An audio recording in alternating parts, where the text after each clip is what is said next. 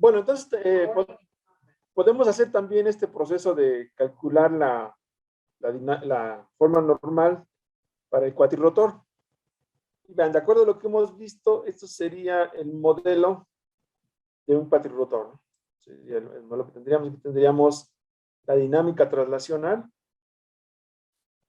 la cinemática rotacional y la dinámica rotacional.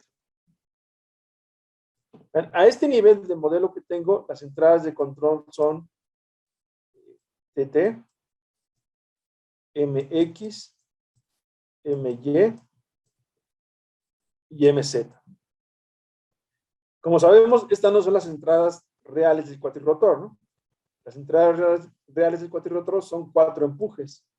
T1, T2, T3 y T4.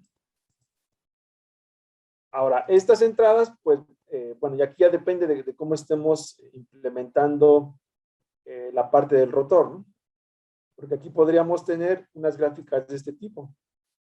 Podríamos tener aquí el PWM que enviamos al motor y el empuje que genera cada rotor TI. Generalmente se asume que van a funcionar de forma semejante, ¿no? Otra opción que podríamos tener es con la velocidad angular, ¿no? Tengo aquí el cuadrado de la velocidad angular y el TI. Y después tengo otra gráfica entre el cuadrado de la velocidad angular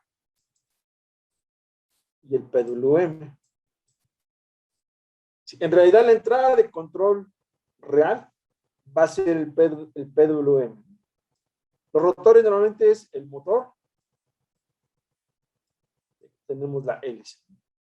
Y tiene un controlador de velocidad. Se conoce como el ESC. Entonces, ese tiene la alimentación de la batería y una señal de PWM. Con la señal de PWM modifica la velocidad de rotación de la hélice y esto modifica el empuje. Entonces, esta es una opción, la que está aquí. Vamos a identificar PWM con velocidad angular, luego velocidad angular con empuje. Nosotros utilizamos esta. Nos vamos directo a la relación entre PWM y el empuje. Pero bueno, ahora desde el punto de vista de control, las entradas las puedo mantener aquí, ¿no? Aquí está la T, la MX, la MY y la MZ. Vean, tengo 2 estados y tengo 4 entradas de control. Entonces solamente puedo controlar 4 estados, ¿no? Los demás estados tienen que hacer lo que les corresponda. Vamos a ver cómo sería la forma normal para el cuatrirotor. Entonces, si la hacen, bueno, si la obtienen como lo hicimos anteriormente, esta sería la forma normal en coordenadas X. Entonces aquí vemos que el empuje controla a la dinámica vertical. Este es Z, es la dinámica en Z. El momento alrededor de Z controla directamente a el ángulo de guiñada, el ángulo yaw. Estos dos sistemas están desacoplados. El empuje total se va a encargar de controlar la dinámica vertical y el momento alrededor de Z se encarga de controlar la dinámica de guiñada. Ambos son dos subsistemas de segundo orden. Ahora vean, ¿qué pasa con las otras dinámicas? Esta es la dinámica sobre el eje X, el movimiento sobre el eje X. Y vean, ¿quién controla el movimiento sobre el eje X? Lo controla el momento alrededor de Y. Cuando yo genero un momento alrededor de Y, esa acción de control se refleja sobre la dinámica de X. ¿Y cómo se refleja? Bueno, el momento controla a la velocidad. La velocidad modifica la orientación, teta. Y este ángulo teta modifica la aceleración sobre X. La velocidad sobre X, bueno, ya la velocidad modifica la posición. Aquí vemos ¿cómo está la estructura interna de control? MY se va a encargar de controlar la posición en X. Y el momento alrededor de X se encarga de controlar la posición alrededor de Y. De la misma forma, MX controla P controla Phi controla a la velocidad y la velocidad controla la posición sobre Y. Entonces, esta forma normal pues, nos da una idea de la estructura interna del sistema, ¿no? Ahí está capturada toda la estructura. Y podemos ver cómo están los niveles de control. Ahora vean, normalmente, por ejemplo, el Parrot o algunos drones que salieron en los primeros años, los que no traían ninguna cámara, pues el autopiloto lo que controla es esta dinámica. También controla esta de aquí y esta de acá. Entonces, el piloto da un ángulo de referencia. Un ángulo de referencia. El autopiloto hace que θ siga a ese ángulo de referencia y con eso se modifica la posición en X. De forma similar acá, el piloto da un ángulo de referencia, el controlador interno hace que phi siga a phi deseada y entonces con phi deseada controlamos a la posición en Y. En la parte vertical, normalmente es más fácil tener una buena medición de la velocidad vertical en lugar de la altura. Entonces el control se encarga de controlar a la velocidad vertical y entonces el piloto le da una referencia en velocidad vertical y el controlador pues hace que la velocidad vertical siga esta referencia. Obviamente tienen varios filtros para que el piloto no pueda dar estas señales así como bang, bang, ¿no? Lo filtra para que no llegue tan fea. Y acá también, en la guiñada, también controlamos la velocidad de guiñada. RD, y se genera, el control hace que R siga a RD. R siga a RD. Entonces, esta es una forma de ponerle esto sería como un CAS al dron. Le dejamos al piloto la entrada en ángulo deseado, en velocidad de rotación deseada y en velocidad vertical deseada. Ahora, esto es porque con la miniaturización, obtener los ángulos y las velocidades angulares no es tan difícil. También medir la velocidad de rotación alrededor de guiñada no es difícil. Esta variable se puede obtener fácilmente. Esta no. Y en la parte vertical, con un sensor ultrasónico podemos obtener la posición, pero si no nos interesa controlar la posición, podríamos controlar la velocidad. Tengo la posición y puedo obtener una estimación de la velocidad. Ahora, los drones más modernos, los que ya traen cámaras, pueden implementar con flujo óptico estimaciones de la velocidad. O sea, puedo estimar la velocidad. Y entonces ahora mi controlador ya no funciona a nivel de ángulo, no funciona a nivel de velocidad deseada. Yo le doy una velocidad deseada y el control hace que X2 delta siga esta velocidad deseada. Y entonces esto emula a un sistema de primer orden. Ahora mi entrada de control es la velocidad. Lo mismo acá en Y, esta es mi entrada de control. Entonces, el vivo funciona de esta forma. Tú le das una entrada, por ejemplo, quieres que avance en X y se va como un sistema de primer orden. Te da una respuesta de este tipo. Le das una entrada y se va a una posición. También para Y. En Z también. También con el flujo óptico puedes medir la velocidad vertical. Y bueno, ya con visión también podrías medir la orientación en yaw. Entonces, digamos así, ya sería como un CAS más avanzado, ¿no? Ahora al usuario le dejas manipular ya casi la posición, bueno, la velocidad deseada, ¿no? La velocidad deseada ya manipula la posición. Entonces, esa es la estructura como están los algoritmos de control de los drones comerciales. Obviamente tienen varios candados, ¿no? No puede ser una velocidad muy grande. Si la velocidad es muy grande, pues discrimina la entrada de control y el dron se va a una entrada, a una condición de operación segura. Entonces, esto lo podemos ver a partir de esta descomposición que nos hace la forma normal bueno, la representación lineal en la forma normal del vehículo. Podemos ver que entrada actúa sobre cada sistema. Vean los estados que se pueden controlar directamente. Les decía, tengo 4 entradas de control, puedo controlar cuatro señales.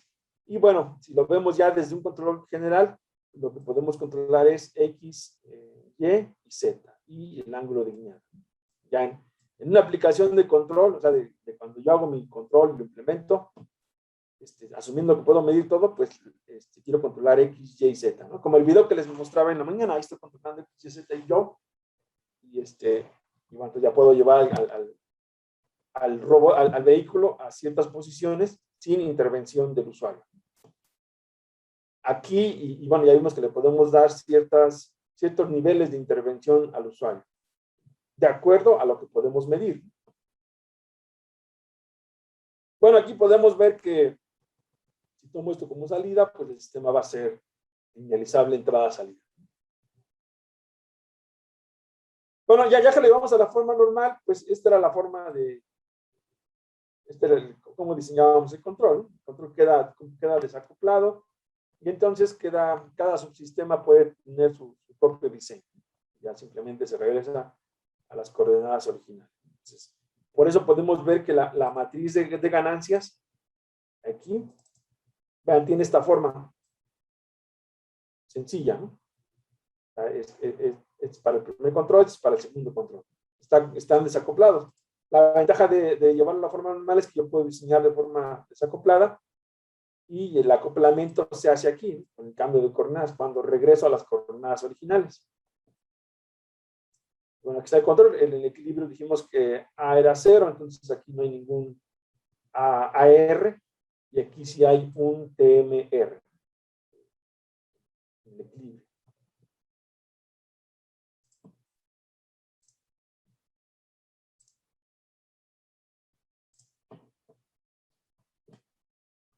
Bueno, antes de empezar con control, vamos a ver qué sensores tenemos disponibles, ¿no? Vamos a ver qué es lo que podemos medir en un vehículo aéreo.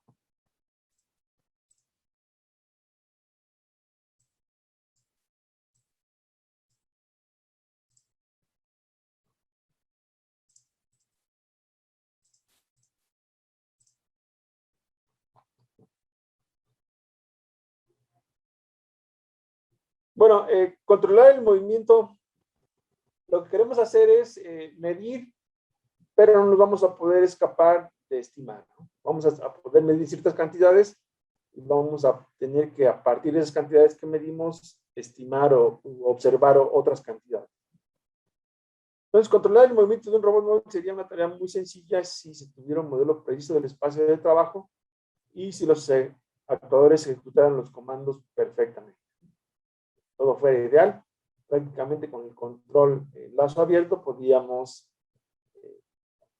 modificar el comportamiento del vehículo. Entonces necesitamos introducir a los procesos de censar y estimar, que son vitales para compensar esta falta de conocimiento del espacio de trabajo y las imperfecciones de los actuadores. Bueno, estas dos acciones de censar y estimar tienen el rol de proporcionar información sobre el espacio de trabajo y el estado del robot para la toma de decisiones. En el video que les presentaba en la mañana, pues ahí el espacio de trabajo está controlado, ¿no?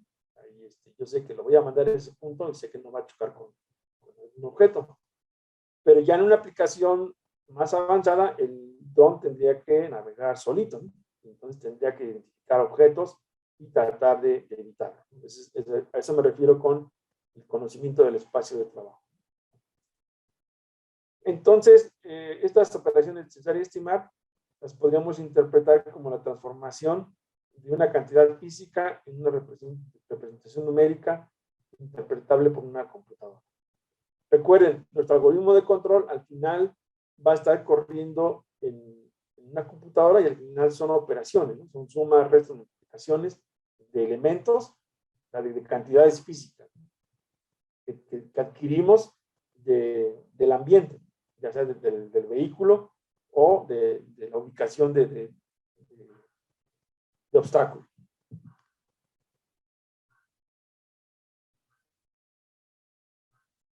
Esta información, como les decía, viene de los datos extraídos de sensores y del conocimiento parcial de modelos cinemáticos o dinámicos. Es decir, yo tengo las mediciones y tengo también cierto conocimiento de cómo puedo relacionar esas mediciones. Yo sé que, por ejemplo, la velocidad angular está relacionada con la derivada de los ángulos de Euler o con la derivada de la matriz de rotación. Tengo una cierta estructura para esa relación. Entonces, podría explotar esa relación para tratar de, si puedo medir la velocidad angular, tratar de estimar la orientación.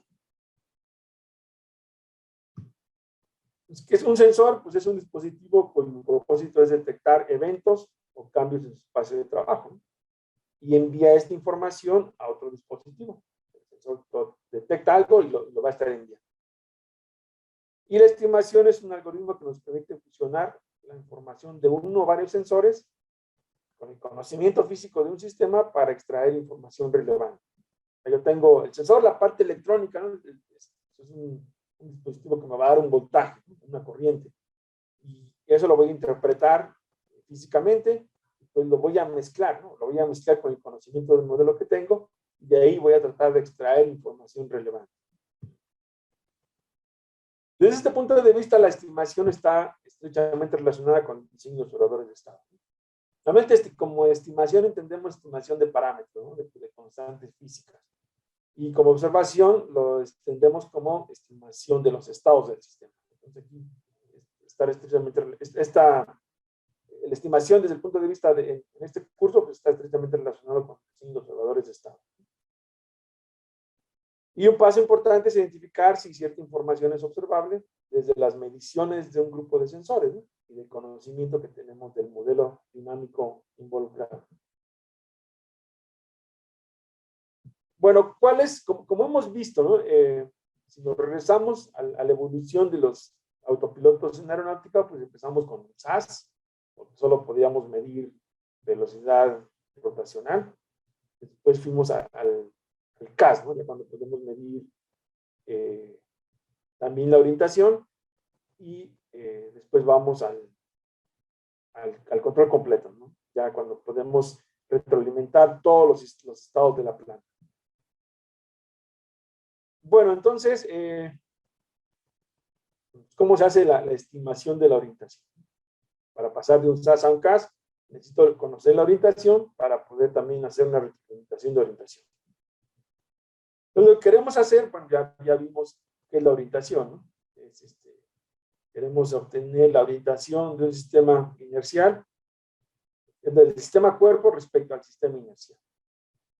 Y bueno, ¿en dónde utilizamos la estimación de orientación? Pues aquí tenemos algunos ejemplos, ¿no? Este rotor, este helicóptero. Este helicóptero es el que les mencionaba, ¿no? Este no tiene plato cíclico. Y bueno, el rotor de cola está en otra orientación. En un submarino, en un satélite, en este tipo de robots, este tipo de robots móviles avanzados. Este también, ¿no? Se hizo famoso por algún tiempo. Este también. Esto, ¿no? Los de Boston Dynamics, ¿no? Que es una empresa que va muy rápido, ¿no? En diseño y construcción de robots humanoides, ¿no? De tipo humanoide o también de tipo como animales. Y este vehículo, ¿no? Que se puso también muy de moda, no sé ya como se pasó la fiebre, ¿no? Pero era común ver a mucha gente en este carrito, ¿no? En esto necesitamos la orientación para poder hacer un sistema de control y que haga que, por ejemplo, este vehículo sea operable, ¿no? En este vehículo, pues si le diéramos al conductor la tarea de controlar que esto se mantenga vertical, pues difícilmente lo va a lograr, ¿no? Entonces, lo que hay aquí es un control de bajo nivel que nada más le permite al operador dar comandos probablemente de velocidad, ¿no? Para que avance a cierta velocidad este vehículo. Bueno, como vimos, pues tenemos diferentes representaciones de la orientación y pues tenemos que explotarlas para tratar de construir este tipo de estimadores.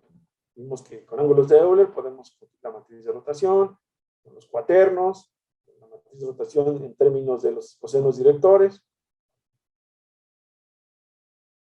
Ahora tenemos una cinemática, ¿no? Tenemos una relación entre la velocidad angular en ejes cuerpo y la velocidad angular con los ángulos de Euler, la velocidad angular con los cuaternos. Esto se puede escribir así, que es esta matriz la que mencionaba la otra vez, que tiene esta forma. O con la matriz de rotación. Con R punto igual a R, S de omega. Recuerden que S de omega, pues es esta matriz que construimos de forma, esta matriz antisimétrica. Bueno, ¿qué mediciones tenemos? Bueno, pues tenemos los giróscopos. Con los MEMS, pues el giróscopo pasó de ser una cajota a un chip. Eso fue lo que hizo el auge de los vehículos no tripulados, ¿no? El cuatirrotor, por ejemplo, que se vende en diferentes categorías, ¿no? Lo puedes comprar en tiendas de juegos, bueno, no tan baratos, pero hay unos que son bastante caros. Y eso depende principalmente de la calidad de los sensores. Entonces, esto se basa en el principio de la conservación del momento angular, es la tendencia de un cuerpo rígido a mantenerse rotando en la ausencia de momentos extremos. La segunda ley de Newton. Entonces, los avances en la tecnología han permitido su uso extensivo al diseñarse como MEMS. Entonces, aquí ya tenemos, por ejemplo, un modelo de un giróscopo. Y tienen la capacidad de censar la velocidad angular. Ahora, este giróscopo está montado sobre el vehículo. Entonces va a medir la velocidad angular del vehículo. Obviamente, dependiendo de la calidad del sensor, podríamos tener una desviación, un vía, ¿no? Lo que pasa es que lo prendes, lo dejas un cierto tiempo y vas a ver que se va alejando, ¿no? Aunque no se mueva, tiene una desviación.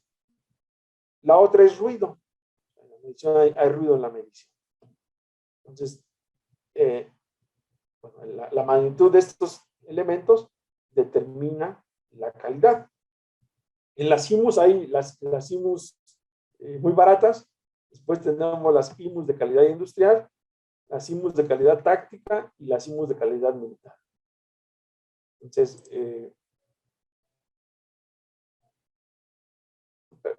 ¿a cuál te refieres como la sensibilidad cruzada del sensor? ¿A estos dos elementos?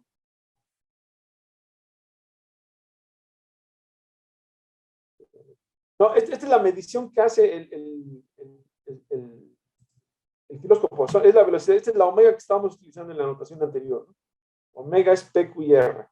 Y el problema es que tiene desvías y ruido. Y como comentaba, estas magnitudes dependen de la calidad del sensor. Hay sensores muy baratos. Después tenemos, sí, el vía, sí. El B omega es el vía, una pequeña desviación, y el mu omega es el ruido. Es simplemente notación. Entonces tenemos IMUs baratas, después tenemos IMUs de calidad industrial. Nosotros hemos utilizado solamente IMUs de calidad industrial. Después tenemos IMUs tácticas. Ahí sí hay un salto muy grande en el precio. Y después tenemos las IMUs de uso militar, ¿no? Que hay que tener permisos especiales para adquirirlas. Pero por lo que se ve, pues los drones que no venden deben tener al menos la industrial, ¿no? Ya la calidad industrial que ya se encapsulan en dispositivos muy pequeños. Entonces, eso es lo que mide el giróscopo, la velocidad angular, y como está montado en el vehículo, mide la velocidad angular en X cuerpo. Entonces tenemos a P, Q y R, ¿sí? Con unos ciertos vías y un cierto ruido, ¿no? Pero, pues esto explica por qué los primeros controladores, bueno, eran simplemente los SAS, ¿no?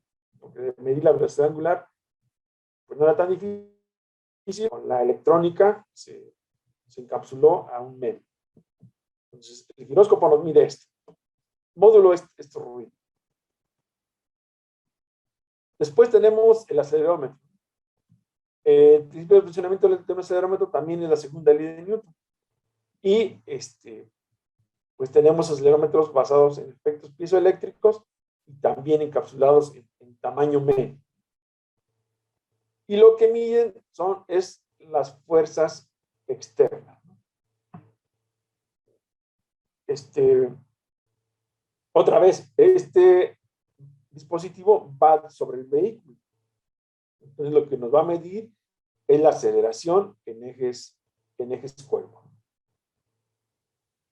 Nos mide esto, la aceleración en ejes cuerpo, y también va a tener una desviación y un ruido.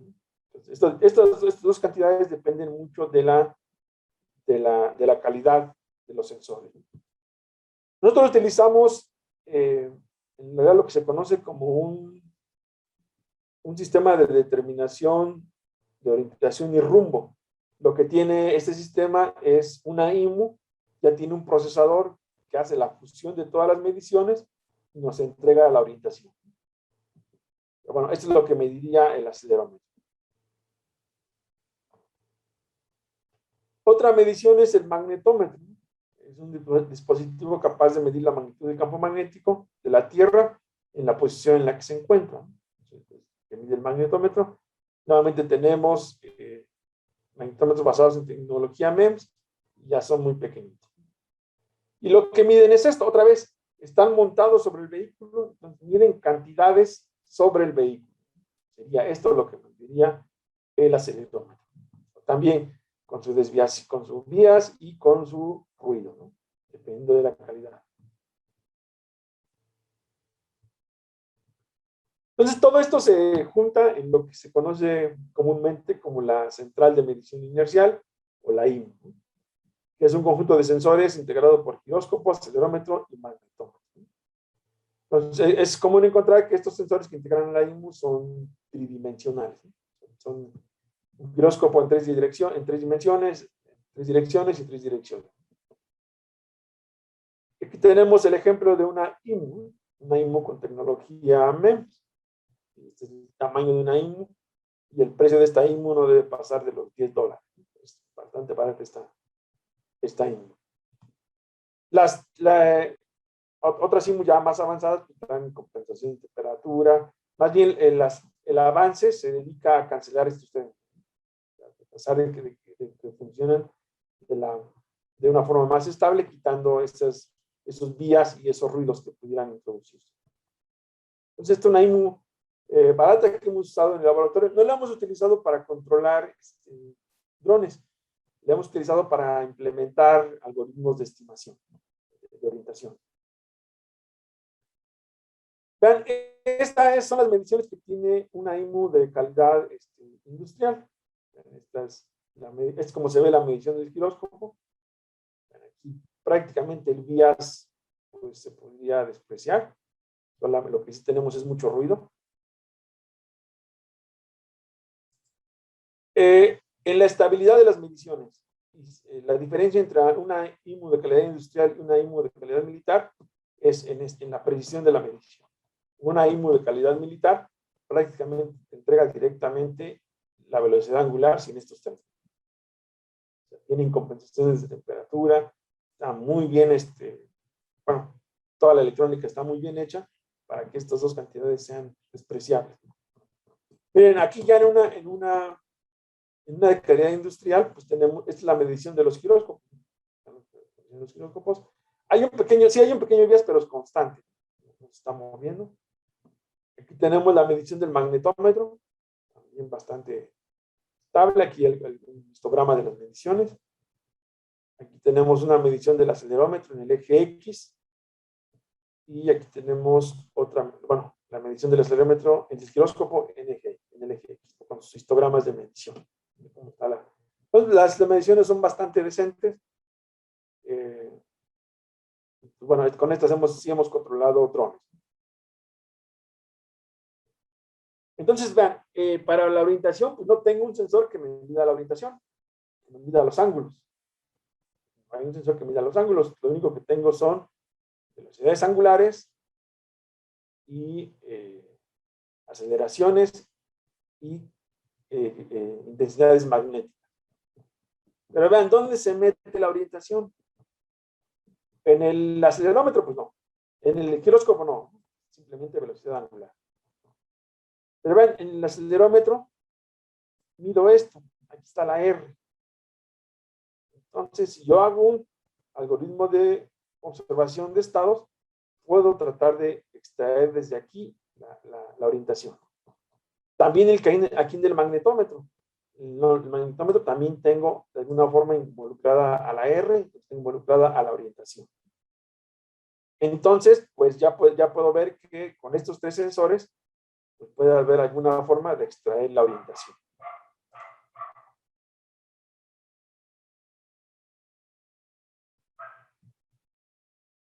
Sí, con el filtro complementario compensa las desviaciones, ¿no? Y bueno, a ver, en nuestra IMU no, simplemente jalamos las señales que ya en el sistema que tenemos, ya nos jalamos la orientación directa. No nos metemos a modificar parámetros del estimador. Pero ahorita vamos a ver que hemos hecho algunas pruebas con diferentes sistemas, algoritmos de estimación. El filtro complementario, bueno, lo implementamos en un primer prototipo que hicimos del satélite, donde era un cilindro y se controlaba con un Arduino. Entonces ahí la IMU que teníamos no era tan buena y sí le metimos un filtro complementario con esta corrección del BIAS. Y funcionó, bueno, funcionó más o menos.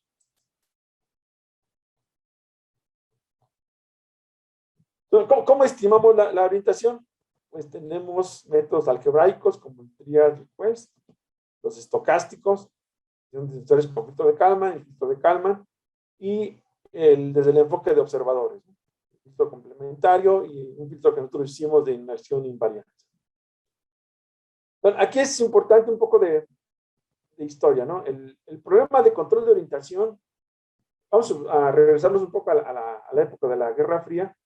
El control de orientación, como que sí había publicaciones, ¿no? Sí, no había problema para publicar, pero la estimación de orientación se mantuvo así como medio en secreto, ¿no? Como estimar la orientación se mantuvo en secreto bastantes años. Si ustedes revisan la bibliografía, pues van a ver que sí hay un desfase, ¿no? Entre el control de orientación y la estimación de la orientación. Entonces, los primeros que necesitaban estimar la orientación, pues eran las operaciones satelitales. Pero en esas primeras estimaciones no era para hacer control, simplemente hacían estimación como por ejemplo, cada 2 minutos o cada hora ver cómo estaba orientado el satélite. No se utilizaba para control. Entonces se propusieron estos dos métodos. Ya el request, ya con la evolución, ya se empezaron a utilizar otro tipo de estimadores para obtener la orientación.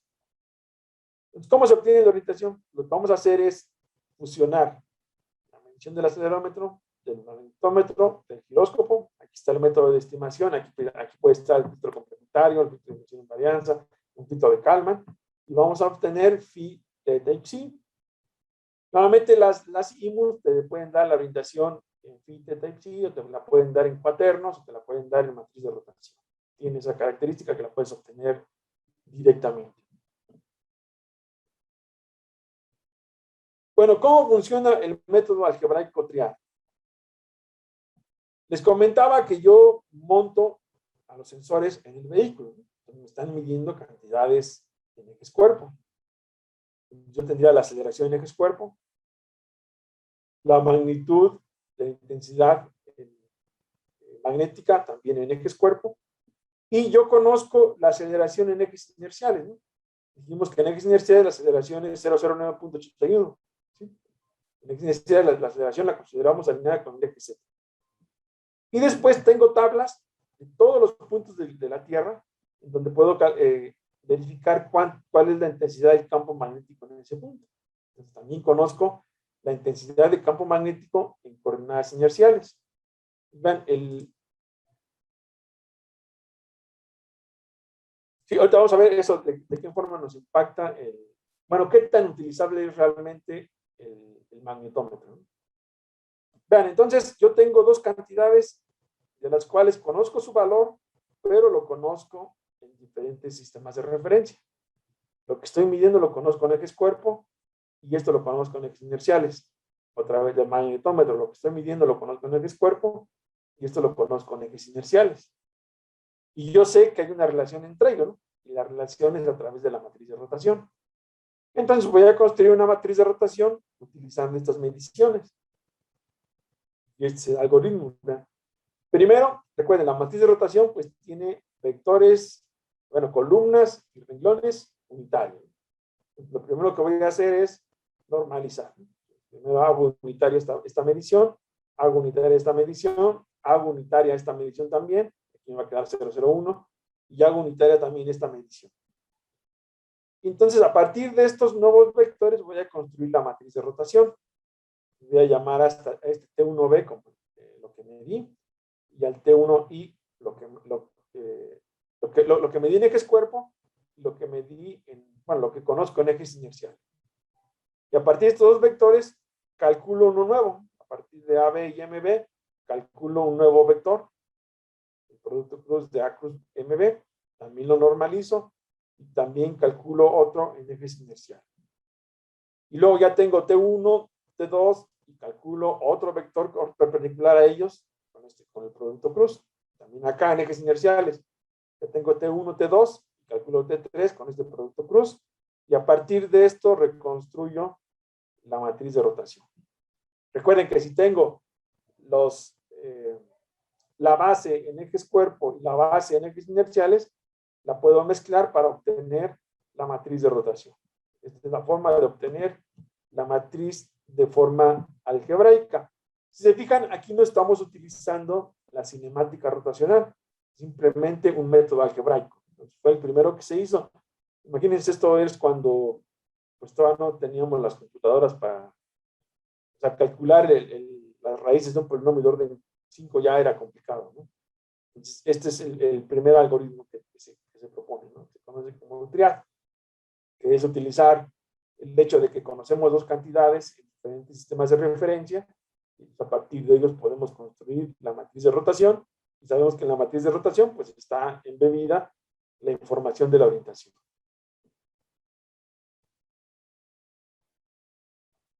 Otro método fue el Quest. Este es también algebraico y lo único, bueno, la diferencia con el anterior es que se plantea en términos de la optimización, ¿no? De aquí ya se puede como meter un parámetro de optimización para reducir una métrica que nos permite estimar una mejor orientación. Entonces, este nos entrega un cuaterno. Pero vean, el principio es el mismo, ¿no? Tengo las mediciones en ejes inerciales, ejes cuerpo, ejes inerciales, ejes cuerpo, y las voy a obtener a partir, bueno, este se formula a partir de un problema de optimización. Al final, este problema se reduce a calcular los valores característicos de una matriz de 4x4, y bueno, en esa época ese cálculo era complicadísimo. Finalmente tenemos el cuaterno de esta forma, como está aquí. Ahora recuerden que podemos ir de cuaternos a matriz de rotación y ángulos débiles sin problema, entonces no importa en qué unidades se realice la estimación, ¿no? Este es el sistema Quest, el método Quest. Tampoco tiene nada de dinámica, ¿no? Aquí no está explotando para nada la dinámica de la relación cinemática, ¿no? Vean, aquí no interviene la medición del giróscopo. Esta es una estimación simplemente con mediciones de acelerómetro y magnetómetro.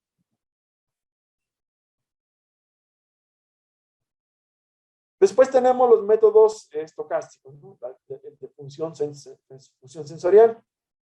Y bueno, este se basa en la medición del acelerómetro. Entonces podemos, aquí sí ya vamos a meter la velocidad angular. Esta es una aproximación lineal, aquí de forma, ¿cómo se llama? Ya no es diferencial, sino es con sumas, ¿no? Entonces, esta es una linealización de la cinemática rotacional, en este caso para los ángulos phi y teta, Ven, aquí no estamos metiendo la parte del yo. Entonces, el modelo del sistema se puede escribir así, le metemos el ruido, ¿no? Para hacer el filtro de Kalman, metemos el ruido del proceso. Y luego construimos un modelo de la medición. Aquí está la medición, una estimación del ángulo de phi y teta en términos de las aceleraciones. Y estos términos salen de estos triángulos de aceleraciones. Asumimos que el vector, bueno, que el acelerómetro nos mide estas direcciones de la gravedad, entonces podemos construir una estimación de los ángulos phi y teta con las aceleraciones. Y bueno, le metemos el ruido de medición, ¿no? Tenemos el ruido del proceso, el ruido de la medición, entonces podemos hacer un filtro de Kalman y de ahí estimar a phi y teta. Aquí está el modelo final, ¿no? El modelo final, el proceso de la medición, y entonces se hace el filtro de Kalman. Con todas las características que tiene el filtro de Kalman, de la predicción, de la corrección, entonces ya obtenemos una estimación de los ángulos phi y teta.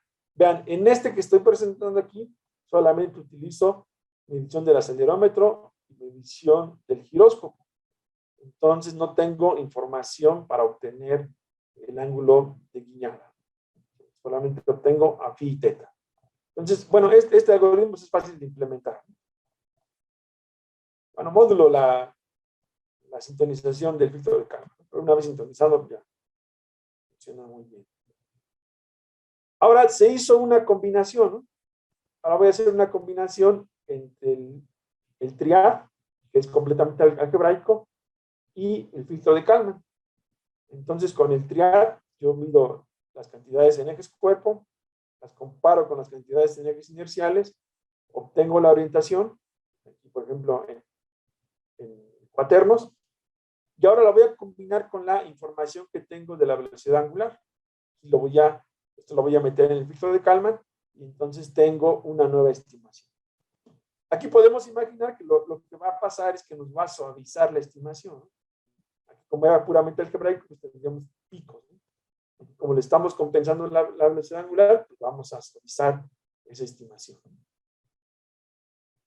Bueno, aquí está el filtro de Kalman en general, ¿no? Vean, aquí está la representación en cuaternos, el ruido del proceso, lo que estamos midiendo. Vean, aquí estamos midiendo, asumiendo que medimos ya lo que queremos estimar, sumamos el ruido de la medición, y con el filtro de Kalman, pues suavizamos. Ya con el poder de cómputo que tenemos, pues correr el triad es rapidísimo. Ya no tenemos tanto problema.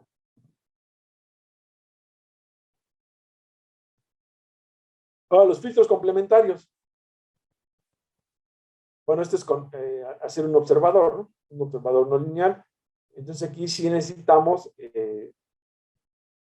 bueno, ya basarnos en la dinámica de la cinemática rotacional. Entonces vean, lo que hacen aquí también es meten primero un precálculo como un triad o un quest para obtener una aproximación de la matriz de rotación. Y después se asume que esa es la medición, que llaman RY, y entonces ahora vamos a meterle la información de los acelerómetros. Vean, en este diseño, el error de estimación se define como está aquí. Vean, SR tilde igual a R gorro estimado transpuesta por R. Como les decía la otra vez, ahora queremos que el error se vaya a la identidad, ¿no? Porque si R tilde es igual a la identidad, pues yo puedo concluir que R gorro es igual a R, ¿no? Estamos asumiendo que R gorro y R están en SO3, son matrices cuya transpuesta es su inversa y su determinante es igual a 1. Y el objetivo de control es este. Es que R tilde se vaya a la identidad. Y aquí se considera el modelo cinemático, ¿no? El cinemático, esta ecuación se puede cambiar a esta. Ahí, como les decía, para trabajar en SO3 hay otras herramientas, ¿no? Para trabajar tienen ciertas identidades, ¿no? Este tipo de operaciones. Operar matrices antisimétricas con matrices ortonormales da ciertas propiedades algebraicas. Entonces aquí tenemos los filtros, ¿no? El filtro complementario directo. Vean, aquí la medición es omega y RY. Entonces, esta es la dinámica del estimador. Y aquí está el error de estimación. Esta es la forma en que se podría ver en la implementación en bloques. Esto involucra otros operadores, ¿no? Aquí es la parte antisimétrica de retina. Entonces, es algo muy interesante. Esta parte de aquí lo estamos abordando para hacer la estimación de la matriz de homografía, ¿no? Con visión. Ahorita tenemos un experimento en el cual tenemos un dron que está volando y está observando una figura en el piso. Entonces el dron se ubica respecto a esa figura y navega respecto a esa figura. O sea, ahí estimamos la matriz de homografía. Y la matriz de homografía también pertenece a un grupo especial de matrices. Entonces ahí aparecen todos estos operadores. Y esta es otra versión del filtro, ¿no? El cambio es... bueno, aquí en lugar de estar RY, está la estimada. Nada más en este término, ¿no? Pero vean, este filtro pues, funciona con una preestimación. Tiene esta preestimación. Y bueno, a partir de ahí se genera el filtro. Vean, por ejemplo, podemos ver rápidamente cómo queda la dinámica. Voy a poner ya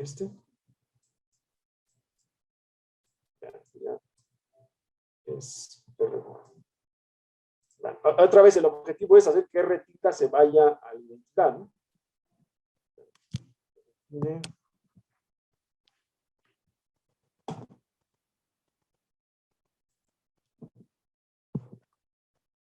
R tilde es igual a R por transpuesta R.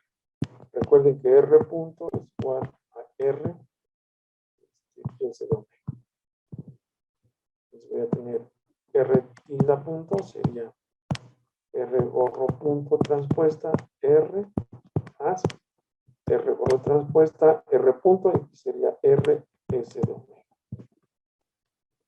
Entonces yo quiero diseñar R gorro punto. ¿Cómo defino?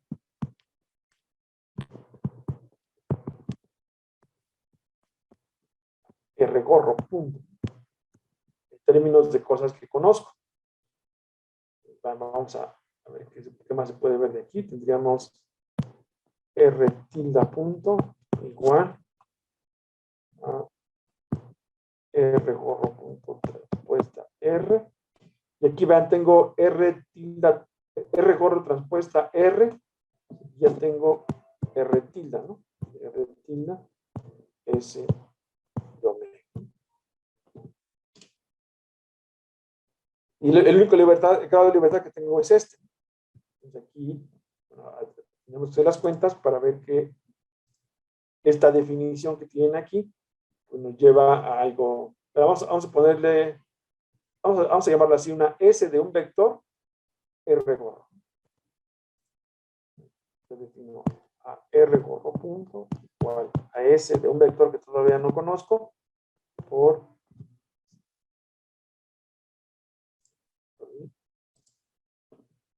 S de un vector por R gorro.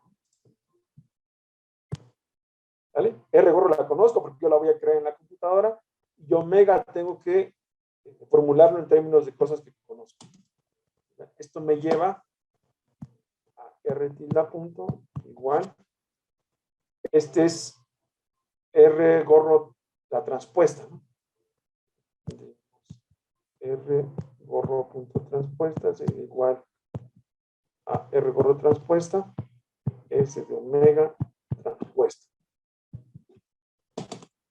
Entonces, y S de omega, como esto va a ser una matriz antisimétrica, esto nos quedaría con menos R gorro transpuesta S de omega.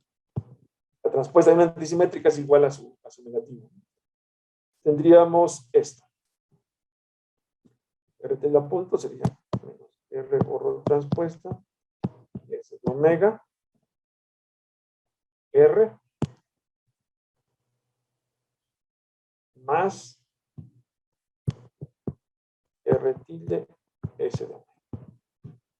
Y bueno, entonces ahora necesitamos tratar de proponer como una función de la Punov en donde podamos despejar a esto. Y tenemos que utilizar algunas propiedades de estas operaciones para completar el diseño. Pero más, bueno, es más o menos así como procede esto. Ahora este es mi error, saco la derivada, el R gorro tiene que estar en función de cosas que conozco, entonces este vector W tiene que estar en términos de funciones que conocemos.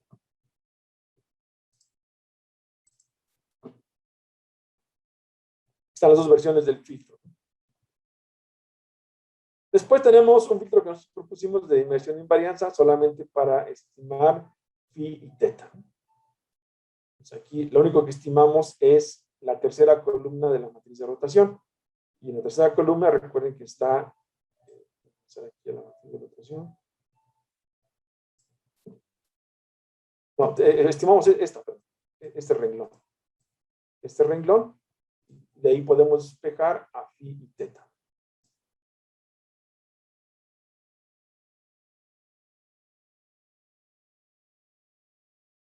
Nuevamente, este es un estimador, ¿no? Voy a estimar a R3, y entonces tengo R3 gorro, ¿no? La dinámica de R3 gorro.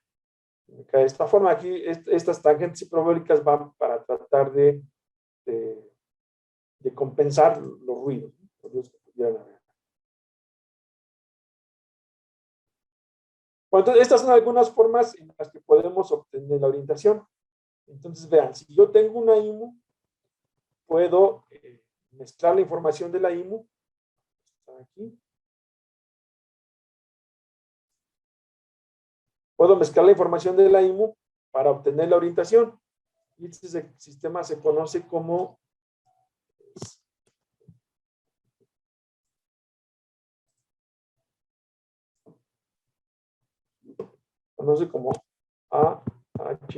AHRS. Es Attitude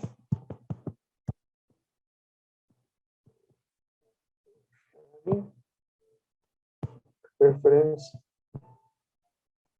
System.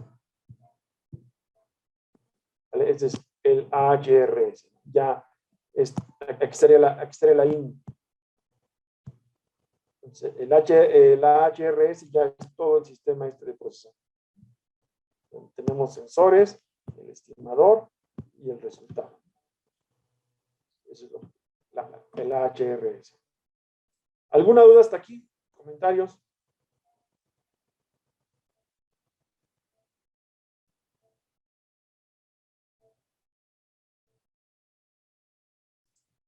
¿Alguno de ustedes ha implementado algún estimador de este tipo? Filtro de Kalman, yo creo que sí, ¿no? Ustedes saben.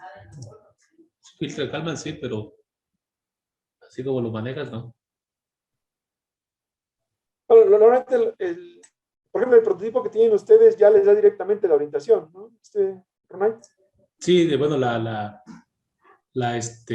IMU que trae, bueno, el procesor que traía el drone, ya, la tarjeta ya permite acceder directamente a ROS a los datos de orientación. También en cualquier formato, ¿no? Euler, cuaterno. Sí, así es. Sí, todos los HRS creo que tienen esa característica. Y bueno, ya vimos, ¿no? Que es nada más un cambio de coordenadas, ¿no? Entonces, con estos, con un HRS tenemos los estados de la dinámica rotacional, ¿no?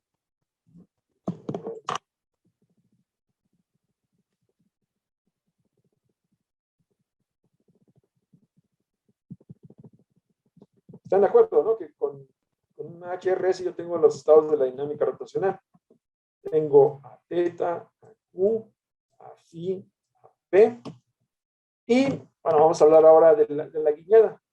Normalmente, el cálculo de guiñada con una IMU de este tipo se ve influenciado por todos los campos magnéticos que estén alrededor. Entonces, en nuestro caso sucede que cuando ya estamos en el laboratorio, pues el ángulo de guiñada empieza a desviarse, ¿no? Tiene un bias. Lo que hacemos es tomar el ángulo de guiñada de las cámaras. con eso resolvimos ese problema. Porque bueno, nuestras IMUs, bueno, nuestros HRS, sí se ven influenciados por los campos magnéticos. Y luego en el cuatricrotor, pues tenemos a los rotores ahí girando, ¿no? Son perturbaciones para la IMU. Lo que hacemos es quitarla, ¿no? Entonces, esta medición la jalamos del sistema de medición inercial. Pero ya pueden ver, ¿no? Que esto sí lo obtenemos fácilmente. Entonces, por eso, ya una vez que las IMUs se hicieron muy baratas con los MEMS, empezaron a salir los drones pan caliente, ¿no? Ahorita creo que ya bajó un poco el furor, pero ¿se acuerdan? Hace algunos años, en todos lados estaban vendiendo drones, ¿no? En Walmart. 2014, ¿no? 2013, por ahí estaba el full todo. Ajá, por ahí estaban de moda los drones. El problema estaba resuelto así, ¿no? Con una IMU puedo obtener esto, ya tengo este de aquí, y pues le puedo poner un sensor ahí ultrasónico. Lo que me interesa es controlar un poco la velocidad, ¿no? La velocidad de subida y bajada del dron. Bueno, ahora, ¿qué pasa respecto a la posición? Bueno, aquí podemos dejar un poco en pausa ¿no? Una medición adecuada de todos vamos a dejarla en pausa. Pero, ¿qué más necesitamos? Necesitamos la posición y la velocidad. Entonces, ¿cómo obtenemos la posición? Bueno, la podemos obtener fusionando, ¿no? También sensores. Y una forma era hacerlo con odometría, ¿no? Ahorita lo que está muy de moda es lo que se conoce como la medición de la posición utilizando sensores visuales e inerciales, ¿no? Es mezclando la información de la cámara con la información inercial. De esa forma se puede estimar la posición. Bueno, aquí lo tenía para un robot móvil, pero vamos a verificarlo, ¿no? Lo que tenemos en nuestro caso es el sistema de posicionamiento global satelital.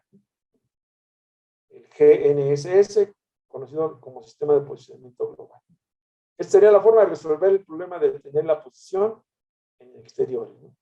En interiores lo podemos hacer con las cámaras, ¿no? Como el sistema que tenemos de OptiTrack o el sistema más poderoso, el de Baiko, ¿no? Unas cámaras mucho más poderosas. Pero, por ejemplo, para un avión de ala fija, pues difícilmente no podríamos rodar un avión de ala fija en nuestro laboratorio, ¿no? Hay un espacio muy pequeño. Entonces, necesitamos un sistema de posicionamiento fuera, ¿no? Fuera del laboratorio. Y la solución, bueno, vamos a ver ahorita los bemoles que tiene, es utilizar el GPS. El GPS nos va a proporcionar una estimación de la posición en 3 dimensiones, en coordenadas absolutas, así como la hora y fecha en cualquier punto de la superficie terrestre. El problema es el siguiente: el GPS proporciona un estimado de la posición en el plano cartesiano con una posible variación de 20 metros. O sea, ya probablemente para control ya vamos a tener que hacer algunas cosas, ¿no? Originalmente el GPS se desarrolló para aplicaciones militares, ¿no? Eran los militares de Estados Unidos quienes lo manejaban.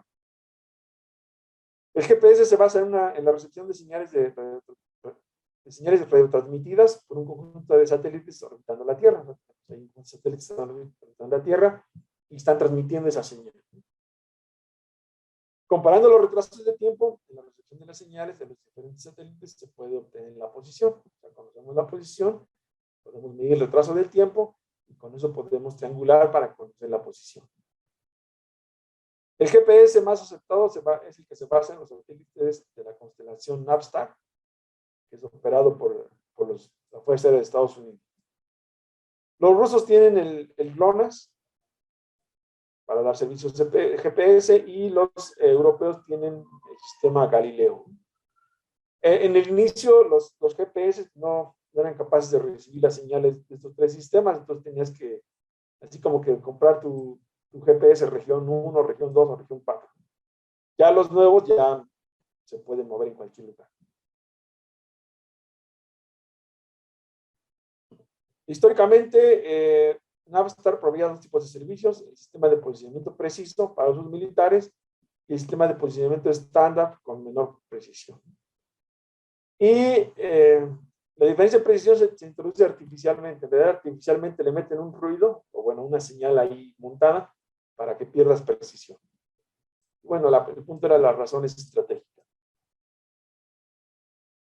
El desempeño del GPS depende de varios factores, ¿no? Precisión de la transmisión satelital, condiciones ambientales, interacción con obstáculos y las propiedades del receptor.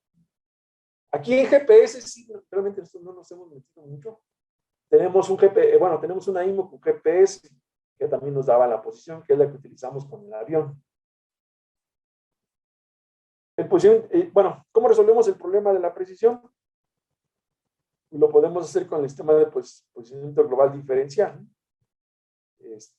que es una técnica para corregir la señal GPS utilizando una señal en una posición conocida. Entonces, ¿aquí qué hacemos? Bueno, voy a poner como una base con GPS. Y luego tengo acá mi avión con su GPS. El vehículo con su GPS. Entonces, si estamos en la misma región, como la señal viene artificialmente corrupta, entonces yo conozco la posición de este lugar, ¿no? Exactamente, porque es donde estoy.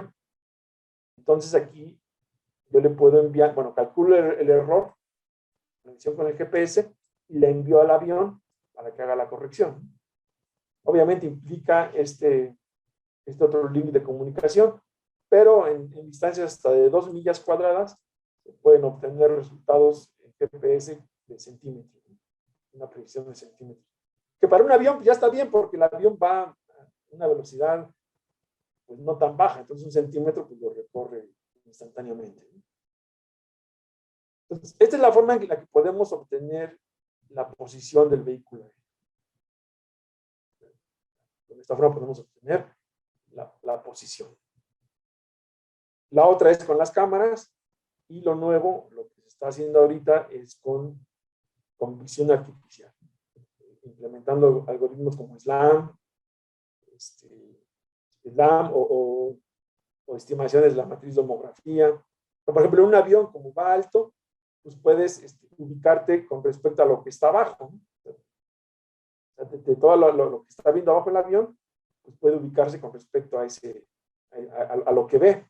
Entonces, si puede estimar la matriz de homografía, puede estimar su posición, entonces puede posicionarse respecto a lo que tiene abajo. Eso es lo que está ahorita de moda. Y lo interesante es que se hace desde el punto de vista de dinámica en grupos, ¿no? Grupos de matrices, por ejemplo, en SO3 o en otros grupos de matrices. Entonces, las operaciones se ponen interesantes, ¿no? Un poquito diferentes a lo común. Bueno, voy a regresar a la parte de control y voy a irme a esta parte, ¿no? Al control por backstepping. Pero antes de eso, vamos a ver en dónde lo vamos a implementar, ¿no? Entonces, todo esto lo vamos a implementar en el explain.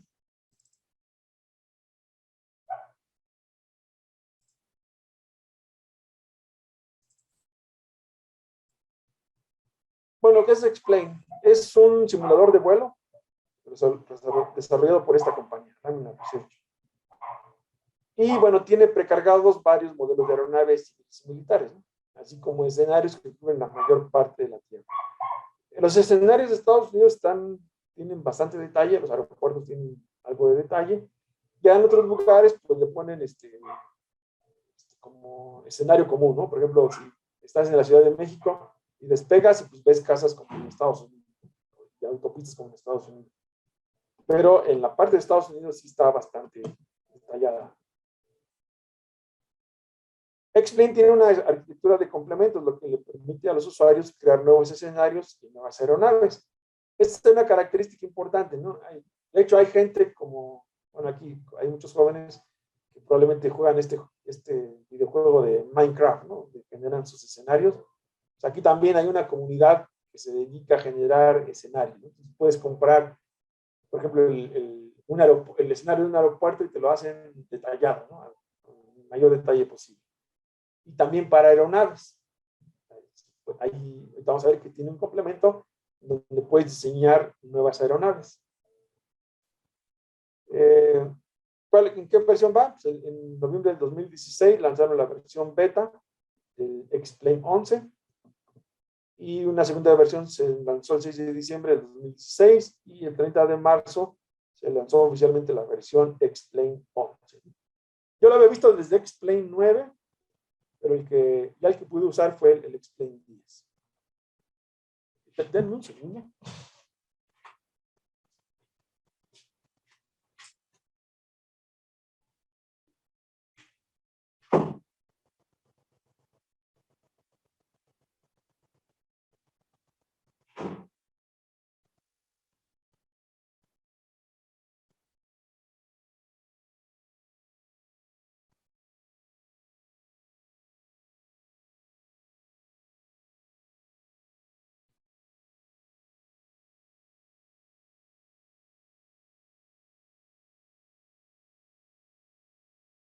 El X-Plane va en la versión 11.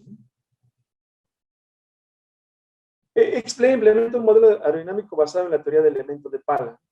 Bueno, es lo que dicen oficialmente, ¿no? Ya no sabemos qué tienen adentro. Los simuladores tradicionales simulan el comportamiento de las aeronaves utilizando tablas de datos empíricos para determinar fuerzas y momentos aerodinámicos, ¿no? Entonces, en los simuladores tradicionales, pues era difícil meter un nuevo modelo. Tenías que tener las tablas de datos, ¿no? Este enfoque tradicional funciona para aeronaves conocidas, pero no es adecuado para probar nuevas configuraciones. Y es la gran ventaja de X-Plane, que emula un poco, bueno, el comportamiento, te predice el comportamiento de una nueva configuración que tú realices. La teoría de elementos de Pala se utiliza para calcular fuerzas aerodinámicas en tiempo real o para estimar fuerzas aerodinámicas en una aeronave.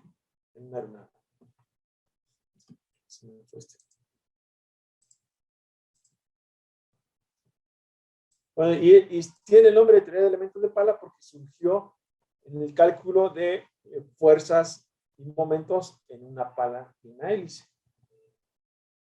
Y lo que es como un tipo de elemento finito, ¿no? En realidad es el elemento finito, pero un poco simplificado, ¿no? Las superficies aerodinámicas se dividen entre 1 y 4 partes, y cada parte se divide en 10 subsecciones, y se van calculando las fuerzas aerodinámicas para cada subsección de toda la aeronave. Se suman, y bueno, el poder de cómputo nos permite hacer esto. El resultado es que la aeronave simulada va a tener un comportamiento similar a la aeronave real, lo que permite al usuario probar nuevas configuraciones y obtener una estimación del rendimiento de la aeronave en el mundo real. En la página de X-Plane hacen publicidad de que algunas compañías que diseñan aeronaves han utilizado X-Plane como medio de validación, ¿no? O para, así, como validar. Bueno, ahí lo dicen en su página, no hay referencias. X-Plane puede modelar adecuadamente diseños de aeronaves con configuraciones complejas, tales como helicópteros, cohetes, multirotores y convertiplanos. Tiene por ahí el modelo del Osprey, el B-22, un avión que se convierte, bueno, que despega como helicóptero y se convierte en avión cuando está ya en el aire. X-Plane tiene a Plane Maker, que es donde haces el avión, y también tiene Airfoil Maker, ¿no? Donde ya puedes introducir tus propios perfiles. Entonces, entran como complementos de X-Plane y nos permiten diseñar nuevas aeronaves con nuevos perfiles aerodinámicos. El diseño es relativamente simple, solamente que leer el manual, ¿no? Bueno, ya saben, es mucha información, y el modelo de vuelo nos va a ayudar a predecir el comportamiento de la aeronave. Existe una comunidad también enfocada al diseño de aeronaves utilizando X-Plane. Así como hay unos que están haciendo escenarios, hay otra comunidad introduciendo ya sea nuevos vehículos que ya están diseñados o haciendo vehículos nuevos. Es lo que les decía. ellos dicen que X-Plane ha contribuido al diseño de algunas aeronaves comerciales, ¿no? Pero tiene más complementos, ¿no? X-Pilot y este complemento permite a los usuarios de X-Plane volar alrededor del mundo utilizando una red de control de tráfico aéreo. X-Plane, como es para simulador de vuelo, te puede emular el control del tráfico aéreo. Entonces, los mapas y escenarios, como les comentaba, son editables y se pueden utilizar algunos software como los que tenemos aquí, ¿no?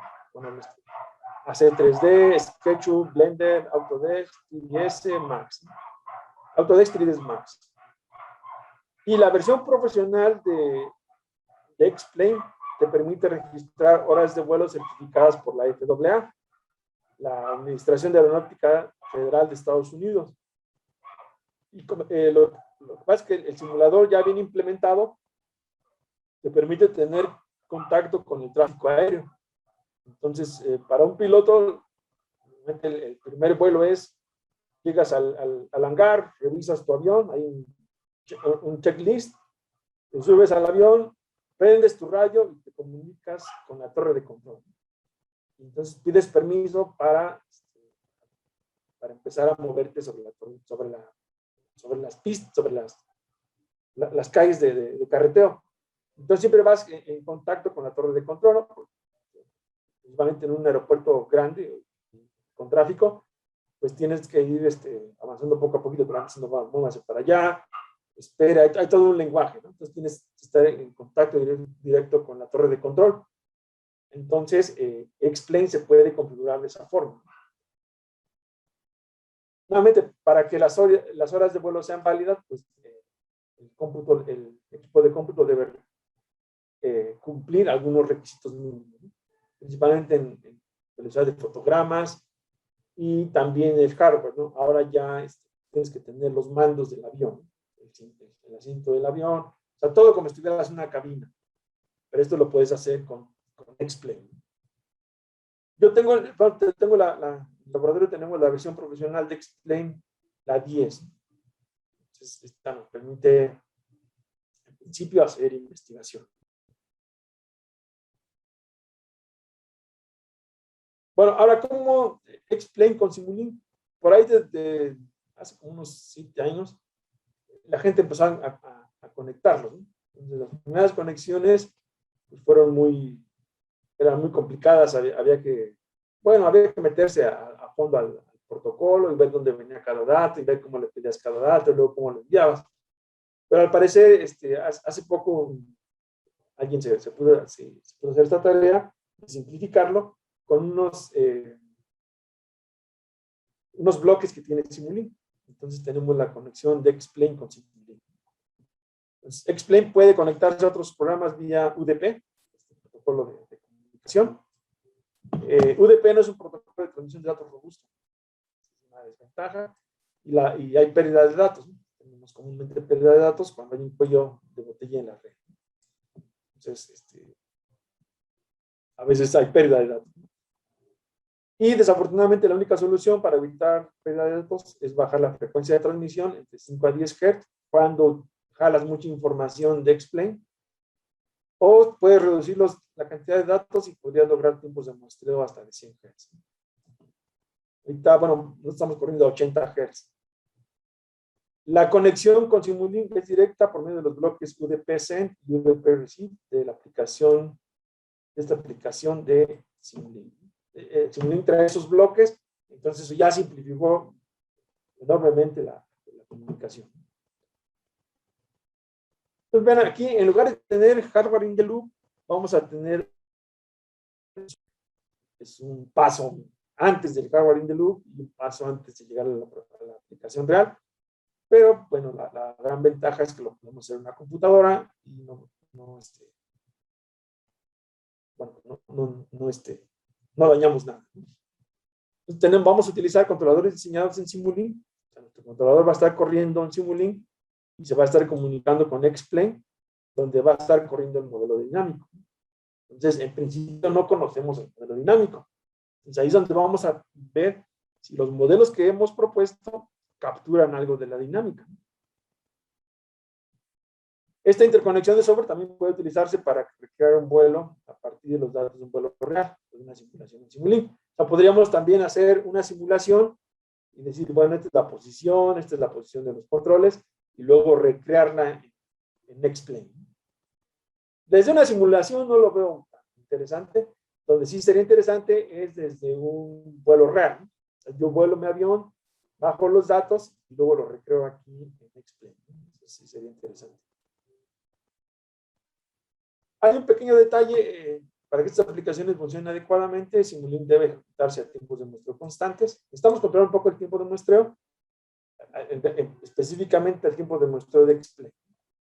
Y bueno, esto se resolvió en Simulink desde la versión 2018.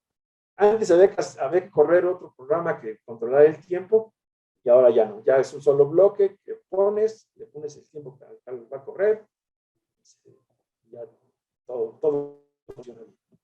Entonces vamos a utilizar este software para implementar un controlador de cuatirrotor, ¿no? Para no simular con nuestras nuevas ecuaciones como hicimos con el helicóptero. Entonces, algunas diferencias que tenemos que hacer, bueno, pues en X-Plane tiene un sistema de coordenadas diferente. En X-Plane este es X, Y va para adentro y este es Z. Y recuerden que nosotros estamos utilizando el sistema North East Down con el Z para allá. Entonces, tenemos que hacer primero esta corrección en la posición. Y en Z, nosotros estamos suponiendo que ya partimos del piso, ¿no? Y aquí X-Plane, pues tiene la elevación del terreno, y luego a partir de ahí ya sería la altura, ¿no? Entonces tenemos que modificar la Z de esta forma. Otra cosa es la velocidad vertical tiene unidades de pies por minuto, hay que pasarla a metros por segundo. La altura está en pies, entonces hay que pasarla a metros. Y estos son los rangos de las entradas de control de los sistemas que teníamos. Son los rangos. Entonces, nosotros vamos a calcular un empuje GG. Bueno, vamos a calcular en el control T y M, ¿no? Esto nos va a llevar a T1, a T2, a T3 y a T4. Entonces, necesitamos identificar con qué valor de aceleración generamos este empuje. En el caso del cuatrirotor. En el caso de un avión, pues cuando hagamos el diseño de control, nos va a dar un ángulo, ¿no? O sea, delta E va a ser un ángulo. Entonces tenemos que mapearlo a este segmento. Esta operación siempre la tenemos que hacer, ¿no? Ya cuando vamos a implementar un algoritmo de control, siempre tenemos que hacer este match entre lo que pide el controlador y lo que da el actuador. Es un proceso que sí tendríamos que hacer en la realidad. Bueno, X-Plane también tiene un sistema de aumento de estabilidad para facilitar el vuelo de aeronaves, pero lo podemos cancelar. Lo podemos cancelar desde X-Plane. Y también podemos modificar el tipo de respuesta a las entradas de control. Podemos cambiar de un tipo de respuesta lineal a un tipo de respuesta no lineal. Entonces, vean, aquí tengo el proceso de identificación de la planta motriz, pero antes de esto, pues vamos a ver cuál es el control que vamos a implementar, ¿no? Entonces, voy a regresar. ¿Alguna duda, comentario de esto? No, adelante, todo muy claro.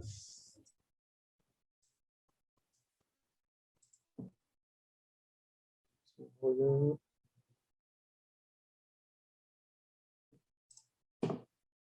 vamos a ver rápidamente esta técnica de control, que se conoce como backstep. Entonces voy a describirla para un sistema en cascada. Está en cascada porque hay una interconexión de X con la dinámica en Z a través de esta función G de Z. Lo voy a hacer en el caso escalar, Z y X son escalares. F y G son funciones suaves y el punto de equilibrio está en X igual a 0 y Z igual a 0. Entonces queremos diseñar una ley de control tal que Z igual a 0 y que Z barra igual a 0 y X barra igual a 0 son puntos de equilibrio asintóticamente estables. Si vemos, esta es la configuración de nuestro sistema dinámico, ¿no? Entra U, integramos, obtenemos X, se multiplica por G de Z. Aquí entra Z punto, obtenemos Z, ponemos F de Z, lo sumamos aquí, y aquí construimos a Z punto. Entonces lo que vamos a hacer es, vamos a suponer que X es la entrada de control para el sistema Z. Ahorita me olvido de este sistema de acá abajo. Voy a decir, bueno, pues voy a considerar que X es mi entrada de control. Obviamente no puede ser mi entrada de control porque es un estado, ¿no? De un estado yo no puedo modificar su comportamiento. Lo puedo modificar, pero con entrada de control, ¿no? Entonces voy a suponer que X es la entrada de control, sistema sigma Z, y voy a suponer que X igual a esta función, bueno, esta función en 0 también es 0, estabiliza asintóticamente al sistema sigma Z en el punto de equilibrio que quiero. Y bajo esta suposición quiere decir que existe una función de la punto B de Z tal que esta desigualdad se satisface, ¿no? Que B punto es menor o igual que una función de Z. Y si Z es una función positiva definida, pues entonces tengo estabilidad asintótica. Bueno, ahora, ¿cómo resuelvo el problema de que X no es mi entrada de control? Voy a hacer el clásico truco que usábamos en álgebra. Voy a sumar y restar la misma cantidad, esta, a la dinámica de Z. Voy a sumar y restar esta G de Z, menos G de Z y de Z. Y lo voy a acomodar de esta forma. Vean, aquí tengo lo que yo quiero. Y aquí tengo la distancia a lo que yo quiero. Yo quiero que X se comporte como esta phi de Z. Entonces lo que tengo que hacer ahora es hacer pues, que esta distancia converja a 0. Y eso si lo vemos aquí, vean como que fuimos recorriendo hacia acá la dinámica del sistema, ¿no? Por eso es el. Pues ahora nos vamos a ocupar de controlar esta distancia. Voy a definir esa distancia con esta nueva variable. Y entonces tendríamos Z punto igual a, esto es lo que queremos. Aquí está la perturbación que generamos. Aquí está la distancia Z, ¿no? Esto era X menos la variación de Z. Y ahora voy a tomar la dinámica de esta variable. Si punto es igual, aquí me aparece el control, menos este.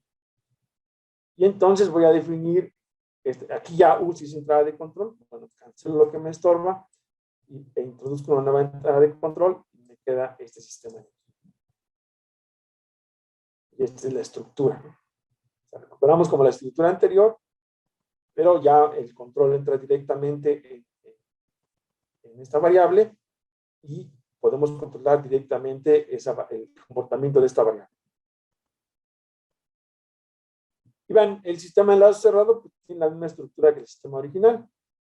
Tengo este sistema perturbado por el sistema de acá abajo con este término. Y entonces proponemos esta función de la P1 para el segundo sistema. Y bueno, la función de la P1 completa sería la suma de la anterior más esta de aquí. Entonces, calculamos la derivada y vemos que si ponemos este controlador, recuperamos esta derivada. Bueno, podemos acotar por arriba la derivada de la función de la P1 completa y podemos concluir estabilidad asintótica. Bueno, ahora regresando a las coordenadas originales, la ley de control es todo esto. Bueno, este esquema de control tiene una gran desventaja de que vas a tener que cancelar unos términos súper grandes, ¿no? Se van incrementando los términos. Pero bueno, también es intuitivo, ¿no? es muy intuitivo esta técnica de control.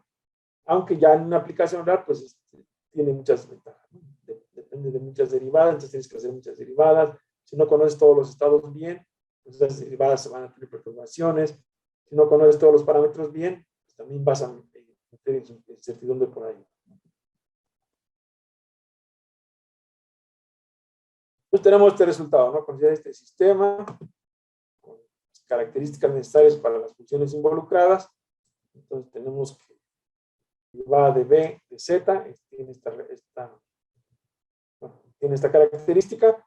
Entonces este control nos permite estabilizar asintóticamente el punto de equilibrio. Y bueno, si todas las suposiciones son válidas globalmente y b de z es realmente no acotada, pues entonces el punto de equilibrio sería globalmente asintóticamente estable. Esa es la técnica. La técnica la podemos resumir en lo siguiente. Yo voy a empezar a controlar considerando que algunos estados son mis entradas de control. Luego voy propagando esa distancia hacia abajo. Entonces, vean, voy a diseñar una ley de control para la dinámica sobre el eje, sobre el modelo linealizado. La dinámica sobre el eje Y la puedo escribir de esta forma. Y entonces aquí podría identificar a esta dinámica como la dinámica de Z. Esto sería como la f de z original. Esta sería la g de z. Y este estado sería parte de x. Tendríamos la dinámica en x. Aquí ya tenemos una f de x también. Y aquí está la entrada de control. Entonces, vean, lo que voy a hacer es, como lo habíamos discutido, ¿no? Si puedo controlar a través de la orientación, la posición, pues voy a controlar con este ángulo la posición del vehículo. Ahora, esta no es entrada de control real. Entonces, tengo que ahora controlar la distancia de este estado al controlador requerido, ¿no? Para controlar la posición en Y. Y bueno, entonces voy a derivar esta distancia hasta que me aparezca el control real y ahí ya controlo la distancia. Entonces, el backstepping es, así como método directo, como lo vimos aquí, pues tiene varias desventajas. La ventaja que yo le veo es que es bueno, esta variable tiene que controlar a esto, y luego esta, como no es control real, es un estado, lo controlo, bueno, busco hasta que me aparezca el control para ya manipular esa distancia. Bueno, aquí está, ¿no? Vamos a poner esto como Z, entonces phi es la entrada de control virtual. Vean, aquí en el sistema lineal, esta es entrada de control, este sistema es muy fácil de controlar, ¿no? Con este controlador. Una retro de estados en la posición y velocidad en Y. Entonces me quedaría algo como esto. Aquí ya tengo la parte controlada, esto ya es con KP, Y y KDY yo puedo hacer esta matriz Hurwitz, entonces le puedo dar propiedades de estabilidad. Y entonces ahora tengo que controlar esta distancia. La distancia entre el estado y su referencia. Esto también tiene, es como, esta podría ser la referencia del piloto, ¿no? Me da un ángulo de referencia. Ya. Aquí esta referencia está calculada de una mejor forma, ¿no? Porque esa referencia tiene el objetivo de llevar a la posición a un punto deseado. Bueno, proponemos esta función de Lyapunov. Vean, si esta matriz es Hurwitz, pues entonces sabemos que existe una P que nos resuelve esta ecuación y tendríamos que esta es la derivada. La primera parte ya está bien, nada más nos falta cargarnos de esta parte de aquí. Ahora vamos a proponer esta función de Lyapunov, ahora con la distancia del cuadrado en el Roren phi. Obtenemos esto, aquí todavía no aparece el control, aparece P delta, y nos aparece la derivada de este controlador, ¿no? Aquí es donde se empieza a complicar, ¿no? Porque van a empezar a hacer las derivadas, entonces se mete todo el modelo. aparecer la derivada. Y ahora vamos a considerar, vamos a hacer un segundo paso. Vamos a considerar ahora a P delta como entrada de control para este sistema. Es como si volviera a iniciar, ¿no? Vean, tendría este sistema, entonces ahora mi sistema Z sería todo este. Y esta es mi entrada de control. Este sería mi estado X, porque en el siguiente punto ya me va a aparecer la entrada de control real. Entonces otra vez defino el error, un error de este tipo. Aquí el P delta lo defino para cancelar todo lo que me apareció acá en la función de la Puno. Y entonces obtendríamos esto, el siguiente paso. Ahora tengo que encargarme de esta distancia, la distancia en P delta. Ahora esta es mi situación ahora, ¿no? Vean, este es el sistema en Z. Y este es mi nuevo sistema en X. Pero ya terminé aquí porque ya aquí está la entrada de control real. Entonces propongo una función de la Lapunov de este tipo. Y bueno, tengo la derivada y entonces ya encuentro la entrada de control real. Es la entrada de control real que tendríamos que implementar en el sistema de control. Aquí está bueno, una ganancia positiva, tenemos esta derivada de la función de Lapunov y entonces tenemos, en este caso podemos concluir estabilidad exponencial, ¿no? Ahora es local porque recuerden que estamos partiendo de un modelo que ya estaba linealizado, ¿no? Entonces la validez de nuestro modelo es local, por eso pues, las propiedades heredan esa propiedad. Teníamos un procedimiento alterno, ¿no? O sea, Backstep se le pueden hacer más cosas, ¿no? De hecho, se le puede conjuntar con estimadores y entonces ya queda un poquito mejor. En este punto, pudiéramos haber hecho lo siguiente. O sea, no controlar directamente con P delta, sino armar el siguiente sistema dinámico, como está aquí. Y entonces aquí ya controlo directamente y no lo lleva a punto. Con la entrada de control. Entonces propongo esta entrada de control y ya tengo estos dos sistemas. Aquí dejo viva una interconexión. Entonces, otra vez, con la selección adecuada de las ganancias, tengo esta matriz Hurwitz y tengo esta función de Lyapunov.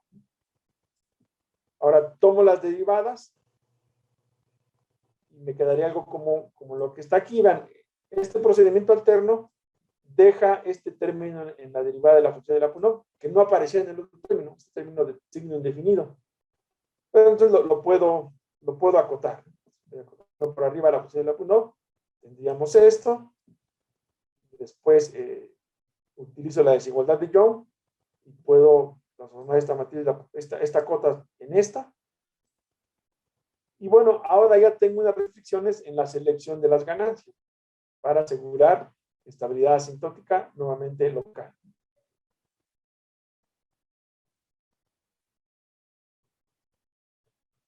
Bueno, entonces este sería un controlador que pudiéramos implementar. Vamos a ver rápidamente qué seguiría acá desde el punto de vista de Explain. Entonces necesito, bueno, este controlador, ¿qué me daría? Ya si lo hago para todos los demás estados, nos daría ATT. Aquí yo calculé MY, me daría MX y MY y MZ. Entonces lo tengo que pasar a las T, ¿no? A T1, T2, T3 y T4, ¿no? Y luego esto lo tengo que pasar en un intervalo a los deltas, ¿no? A delta T1, a delta T2, delta T3 y delta T4 en Explain. Aquí en este proceso pues se pierde lo de la velocidad angular. Pero vean, yo puedo hacer una identificación. Entonces aquí, con un dron, hecho en Explain, puse dos potencias, ¿no? Para cada motor. La potencia de cada motor. Y aquí estoy identificando el ajuste del acelerador con la potencia que me genera cada motor. Aquí, bueno, me lo da en libras, ¿no? Hay que tener aquí un poquito de ojo con los cálculos, ¿no? Aquí tengo 4 motores de 0.0 HP y me producen este empuje máximo. Por aquí. Y tengo 4 motores de 0.25 HP y me producen este empuje. Aquí tengo el empuje de cada motor. Entonces, si yo ya tengo las T's que requiero, puedo con esta gráfica saber qué delta T le tengo que enviar. Es la posición del acelerador entre 0 y 1 y el empuje. Esta también la podemos hacer, ¿no? Identificar las revoluciones con respecto al empuje. Recuerden que en nuestra función de empuje pues era ρ np cuadrada ct. Aquí vemos esa dependencia como cuadrática. Esto ya aparece así como, bueno, ahí con un poco de imaginación, un elipse. Aquí tengo las revoluciones del minuto, por minuto del rotor y el empuje que me está generando. O hacer esta identificación. Estos son valores de explain. Mañana vemos rápidamente cómo obtuve estos valores. Pero esto ya lo puedo hacer en explain, porque voy a implementar en explain. Entonces, necesito calcular estos valores para explain. Bueno, entonces, vamos a ver ahora la relación exacta entre estas T's, entre estos entradas de control y los empujes reales. Y los empujes. Entonces, vean, aquí vamos a considerar, esta es una vista en planta del modelo. Este es sobre PlaneMaker. Ahora vamos a implementar los ejes de esta forma. El eje va a venir aquí en medio, él lleva el eje aquí en medio, y esto va a estar un ángulo de 45 grados, este es el diámetro de la hélice, el brazo de palanca, ese es el rotor 1, el rotor 2, el rotor 3, el rotor 4. Entonces, esta relación que teníamos en otras transparencias un poco más sencilla, ahora toma esta forma. Esta es la forma de la relación. ¿Quiénes se involucran? Bueno, el brazo de palanca, si lo conocemos, el coseno del ángulo, que también lo conocemos, y se involucran el CQ y el CT y el diámetro de la hélice. Entonces, para hacer esta inversión necesito CT y CQ. O sea, vean, yo voy a obtener en el algoritmo de control estas señales. De aquí multiplico por h a la menos 1 y obtengo estas T's. Entonces, para obtener estas T, necesito estos valores. Bueno, recuerden que tenemos que T es esto. Y Q es esto de acá. Entonces, de aquí yo puedo considerar que a Q lo puedo poner en términos de T con esta relación. Y vean, aquí vamos a hacer un poco de identificación. Pues voy a tratar de calcular el CT. También utilizando los datos de explain. Ya tengo el empuje, ya tengo las revoluciones, tengo los diámetros. Lo único que me falta es conocer la densidad. Pero como estamos en un ámbito aeronáutico, nos dan la densidad en milímetros de mercurio. En los aeropuertos, antes de despegar para hacer tu ajuste altimétrico, le preguntas a la torre cuál es el ajuste altimétrico. Ya te dice, ¿no? 29.92. Ajustas y ya tienes la altitud. Pero también la conocemos. Entonces tenemos el CT, que es, bueno, algo muy bueno, prácticamente constante. Es el CT que podemos considerar para nuestro vehículo. Entonces ya estamos armando las cosas para explain. Vamos a ver si tengo aquí abierto un diagrama de explain.